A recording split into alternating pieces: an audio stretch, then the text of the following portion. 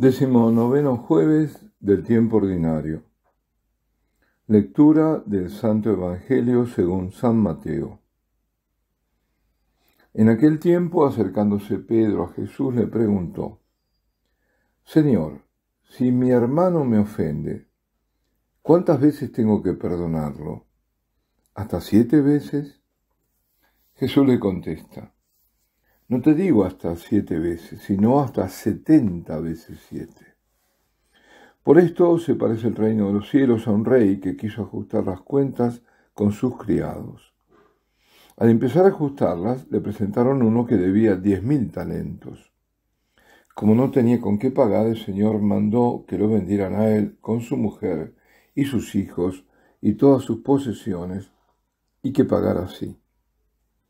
El criado, arrojándose a sus pies, le suplicaba diciendo: Ten paciencia conmigo y te lo pagaré todo.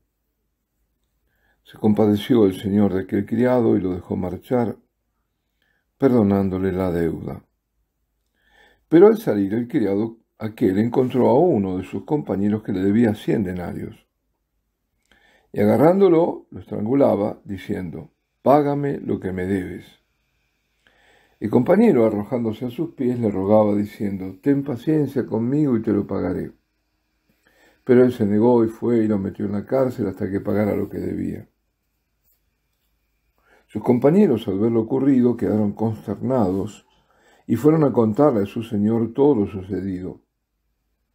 Entonces el Señor lo llamó y le dijo: Siervo malvado, toda aquella deuda te la perdoné porque me lo rogaste. ¿No debías tú también tener compasión de tu compañero como yo tuve compasión de ti? Y el Señor, indignado, lo entregó a los verdugos hasta que pagara toda la deuda. Lo mismo hará con vosotros mi Padre Celestial, si cada cual no perdona de corazón a su hermano. Cuando acabó Jesús estos discursos, partió de Galilea y vino a la región de Judea, al otro lado del Jordán. Palabra del Señor.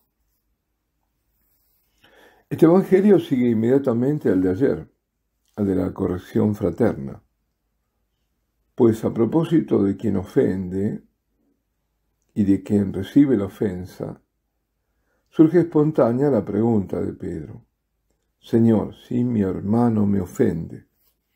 Piensa en términos de ser ofendido y no de ofender él a otro. Bueno, y así solemos hacer nosotros cuando pedimos, por ejemplo, a Dios que nos libre del mal, que es la última petición del Padre Nuestro.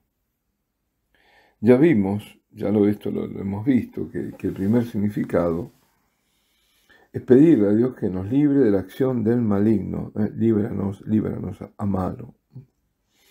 Pero luego, por librarnos del mal, se piensa o se entiende del mal que otros nos puedan hacer. Y raramente, en cambio, pensamos en el mal que podemos nosotros cometer, infligir a otros. Y esto porque nos es más fácil detectar una ofensa contra nosotros que una que hacemos a alguien, lamentablemente. Así como a veces un simple gesto, simplemente un gesto, nos puede ofender, también un gesto nuestro puede ofender a otro. Pero mientras uno nos puede herir, no tenemos en cuenta que también puede herir a otro cuando lo hacemos. En fin, todos estos son solo comentarios, ¿no? Y comentarios hay que tomarlos como marginales. En definitiva, es para decir que es muy comprensible que Pedro haya preguntado, en caso de ser ofendido, cuánto debía perdonar. O sea, hasta cuánto y hasta cuándo. Por tanto, primero, ante todo, sabía Pedro que se debía perdonar, pero no tenía claro, ante la persistencia de la ofensa, hasta dónde debía o podía perdonar, porque, pensaría él, debe haber un límite al perdón cuando se es reiteradamente ofendido. Incluso Pedro da un número, 7, que tiene un significado de compleción, es decir, cuando algo está completo, en términos bíblicos, ¿no? El 7, es eso. La respuesta del Señor sorprende porque le dice no 7, sino 70 veces 7. Es decir, que ya esto significa que es absolutamente siempre. Es decir, no debe poner límites al perdón, ni tampoco debe buscar una proporción entre la ofensa y el perdón. Y para reforzar lo dicho, Jesús le presenta la parábola del rey que ajusta las cuentas con sus criados. El primer criado le debe 10.000 talentos al rey. Y el segundo compañero del primero, 100 denarios al primero. Para que tengamos idea de las magnitudes, un talento equivalía a 6.000 denarios. Por tanto, el rey perdona al primero, al despiadado, 60 millones de denarios. Y este exige al segundo 100. La desproporción es enorme y la primera deuda es imposible de pagar. O sea que por grande que sea el perjuicio, por ofensa que nos hagan, muchísimo mayor es la ofensa que hacemos a Dios y que Él nos ha perdonado. Bueno, cuando lo pedimos, sinceramente, si lo pedimos. Pero si no estamos dispuestos a ser misericordiosos, perdemos la misericordia de Dios. Con la parábola le mostraba a Pedro y a todos nosotros que para que nos perdonen nuestras enormes deudas contraídas contra Dios, infinitas porque ofenden su santidad, nuestro Señor nos pide que condonemos las deudas contraídas con nosotros, que somos pecadores. La desproporción entonces es absoluta. Dios es tan, pero tan misericordioso que no pone límites a su perdón, sino una condición, que lo imitemos y perdonemos al hermano. En definitiva, es la quinta petición que hacemos en el Padre Nuestro, que según la fórmula antigua, que es la que traduce textualmente el original del latín, decíamos, perdónanos nuestras deudas, así como nosotros perdonamos a nuestros deudores. ¿Qué hizo con el criado despiadado el rey? Responde Jesús. Y el Señor indignado lo entregó a los verdugos hasta que pagara toda la deuda. Lo mismo hará con vosotros mi Padre Celestial, si cada cual no perdona de corazón a su hermano. Y aquí viene otro tema.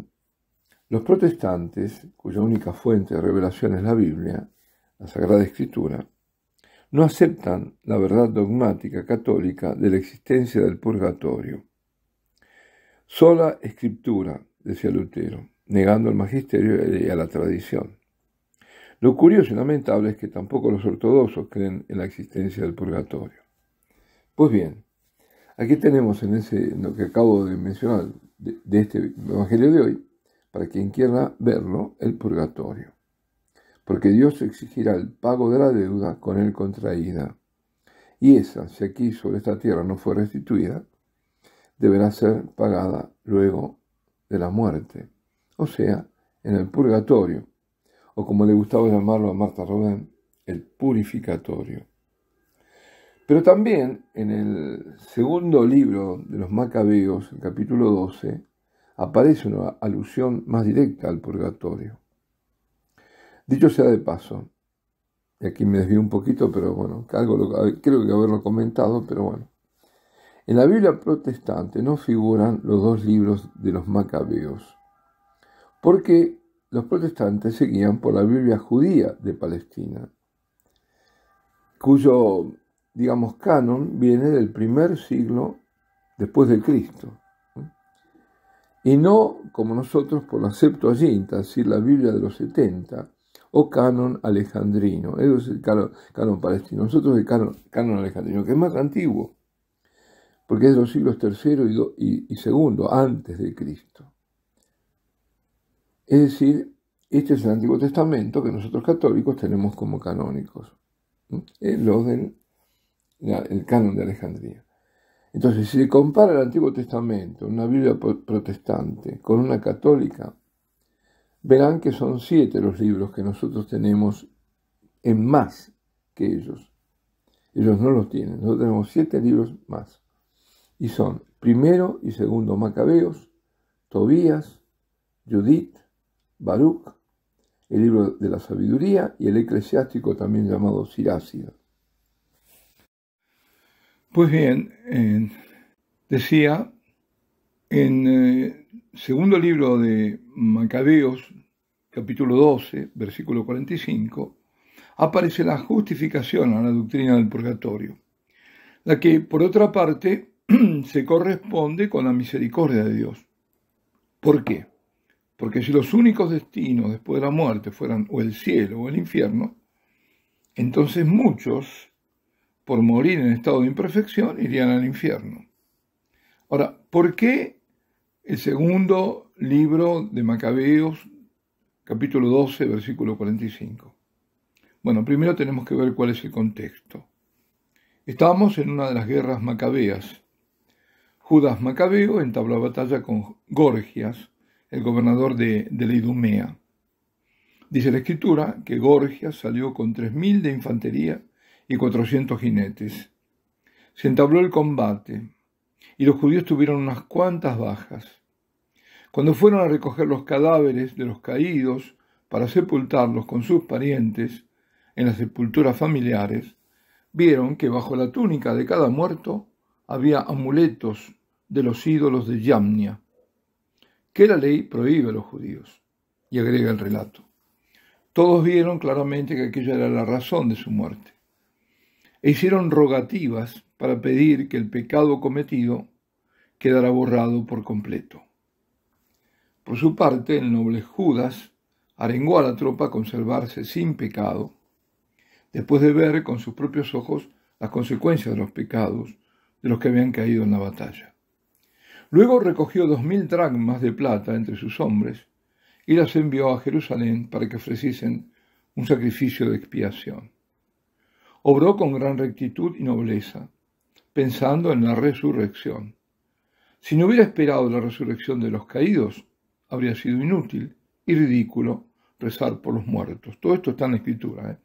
Pero, considerando que a los que habían muerto piadosamente les estaba reservado un magnífico premio, la idea era piadosa y santa. Y atención, aquí está el versículo. Por eso encargó un sacrificio de expiación por los muertos, para que fueran liberados del pecado. Ahí está. Bueno, la existencia del purgatorio además se declaró como dogma de la Iglesia, dogma de fe, en el concilio de Ferrara-Florencia. Después fue ratificado en el de Trento. El concilio de Ferrara-Florencia fue entre los años 1438 y 1439, que también, de paso, declaró la unión entre la Iglesia católica y la ortodoxa griega. Hubo un momento, fue breve, en que estuvieron unidas las iglesias. Pero esto duró poco, porque en 1472 fue declarada rota por los bizantinos, por los ortodoxos. Duró solo, un número emblemático, 33 años. Bueno, aparte de quedarnos muy claro que la misericordia divina ha hecho que hubiese una etapa intermedia y por tanto no definitiva como destino de las almas de los difuntos, para nosotros evitar pasar por el purgatorio, o al menos hacer menos doloroso su pasaje, pues entonces a buscar, no con el buscador, sino con el Espíritu, a quien aún no hayamos perdonado. Quizá lo hemos sepultado, como dicen algunos, ¿no? Más de alguna vez lo he oído. No, no, para mí ya es como si estuviera muerto, no existe. Bueno, no lo perdonó, lo mató directamente. Pero tenemos que ver que no ha sido perdonado, que esto del perdón el Señor lo puso clarísimo y es muy serio. Muchas veces lo repitió. Si no perdonas, no serás perdonado. Y por otra parte, que nadie caiga en el error de pensar que un fallecido está ya en el cielo. Es muy común, ¿no?, que se digan a veces en los funerales, nuestro hermano que está en el cielo, o nuestro hermano que volvió a la casa del Padre. Primero, nadie volvió a la casa del Padre, porque nadie vino a la casa del Padre. El único que vino de la casa del Padre fue Jesucristo, que volvió. Y eso por un lado, y por otro lado, que eso de declararlo, de canonizarlo, de decir que ya está en el cielo, es peligroso. Peligroso para la persona que murió. ¿Por qué? Porque primero el juicio no es nuestro, sino de Dios. Y si no rezamos por esa alma, ni ofrecemos la Eucaristía porque decimos ya está en el cielo, no la estamos ayudando. y solo dejándola sola en el sufrimiento. Como nos recuerda el Catecismo en el número 1032, desde los primeros tiempos la Iglesia ha honrado la memoria de los difuntos y ha ofrecido sufragios en su favor. Y en particular, ¿qué ofreció? Ha ofrecido la Eucaristía, sacrificio eucarístico, para que una vez purificados puedan tener acceso a la visión beatífica de Dios. La Iglesia también recomienda las limosnas, las indulgencias, las obras de penitencia en favor de los difuntos. No dudemos, pues, en socorrer a los que han partido y en ofrecer nuestras plegarias por ellos. Eso lo decía San Juan Crisóstomo. Y por último, el pasaje de Macabeos que leí nos muestra cómo Dios castiga el pecado de idolatría. Atención, cuidado con los ídolos, cuidado con la Pachamama en la Iglesia. A reparar por los que no reparan y cometen abominaciones, porque para Dios son abominaciones, la idolatría es un pecado abominable. Conclusión de hoy: perdonar, ofrecer misas, indulgencias, obras de penitencia a favor de las almas del purgatorio en general o por difuntos en particular. Primero, nos quede que tenemos que perdonar siempre. Luego, pensar en las almas del purgatorio, de todos los difuntos. Tercero, reparar por los ídolos que han entrado y manchado la Iglesia. Estas tres cosas son importantes. Alabado sea Jesucristo. Y la bendición de Dios Todopoderoso, Padre, Hijo y Espíritu Santo, descienda sobre vosotros y permanezca para siempre.